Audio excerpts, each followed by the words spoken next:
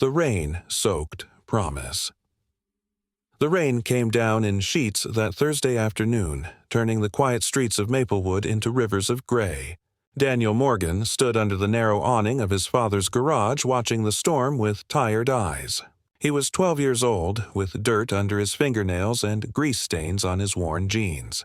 His father, Thomas, had been a mechanic for 23 years, teaching Daniel everything he knew about engines and hard work. Today, Thomas was homesick with the flu, so Daniel had come to the garage after school just to keep an eye on things.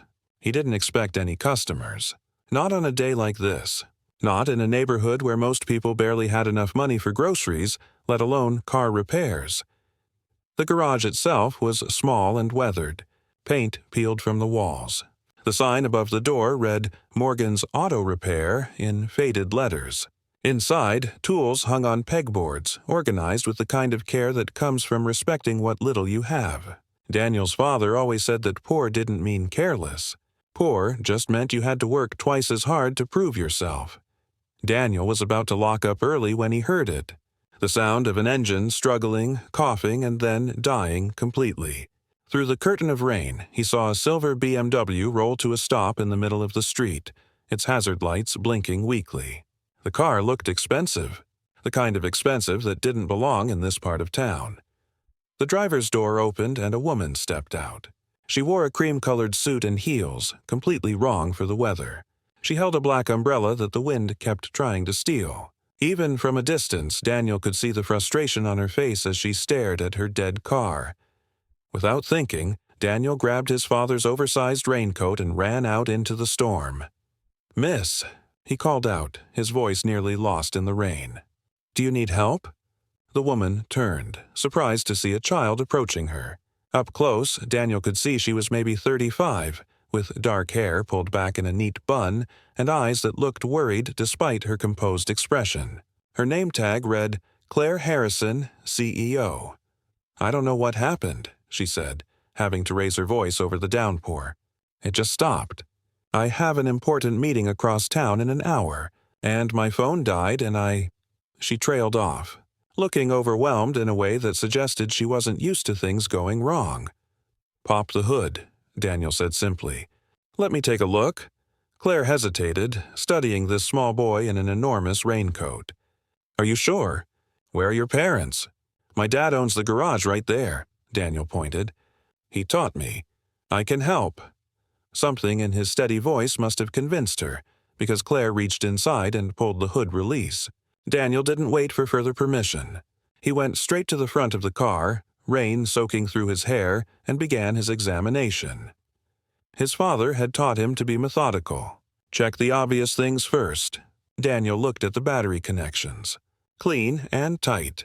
He checked the alternator belt. Fine. Then he noticed something.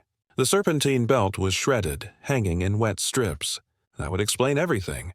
No serpentine belt meant no alternator, no power steering, no water pump. The engine would overheat and shut down. "It's your serpentine belt," Daniel called out. "It's completely torn. That's why everything stopped." Claire came around to look, her umbrella barely keeping her dry. "Can you fix it?" Daniel bit his lip, thinking. "I have the part. My dad keeps common belts in stock. But it'll take me maybe 20 minutes. Maybe less." "Please," Claire said, and there was something vulnerable in that single word. "I really need this car running." Daniel nodded and ran back to the garage. He found the right belt on the shelf, grabbed his father's toolbox, and returned to the BMW. By now, both of them were thoroughly soaked. Water ran down Daniel's face, blurred his vision, made his hands slippery. But he'd watched his father work in worse conditions. Weather didn't change what needed to be done.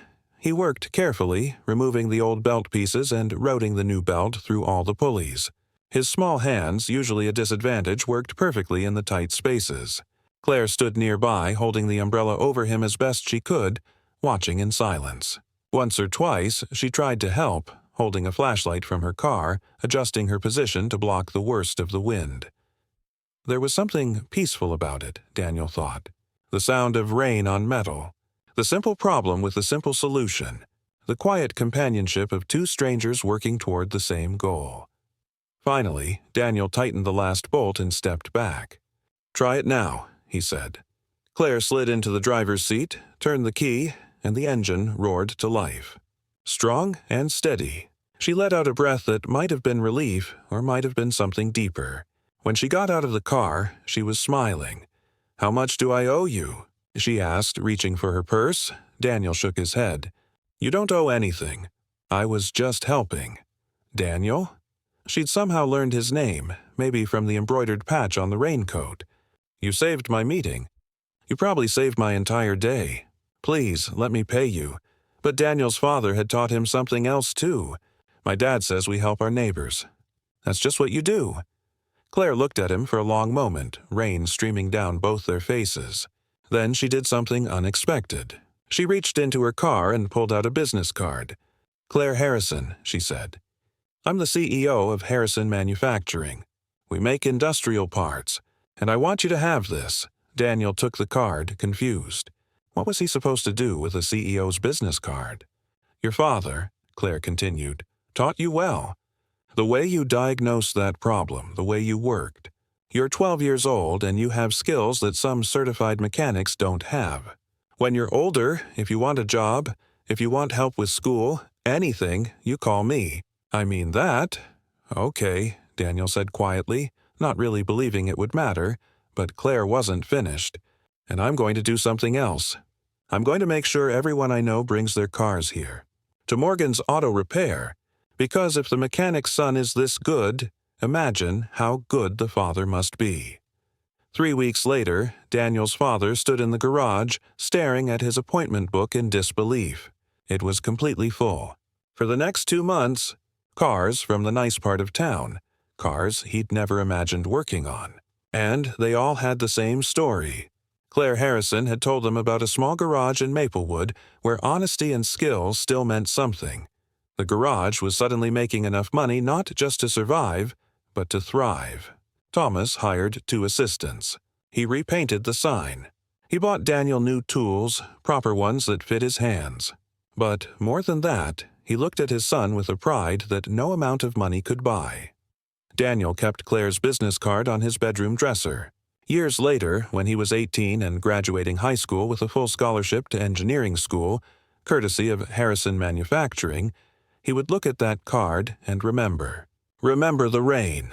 Remember the broken-down car. Remember the moment when kindness met opportunity and changed everything. But on that rainy Thursday afternoon, as Daniel locked up the garage and walked home through the lessening storm, he didn't know about any of that yet. He just knew that he'd helped someone who needed help, just like his father taught him. Sometimes that's where all the good things start, with someone young enough to believe that doing the right thing is its own reward, and someone grateful enough to prove them right. The rain slowed to a drizzle. Above the clouds, the sun was trying to break through.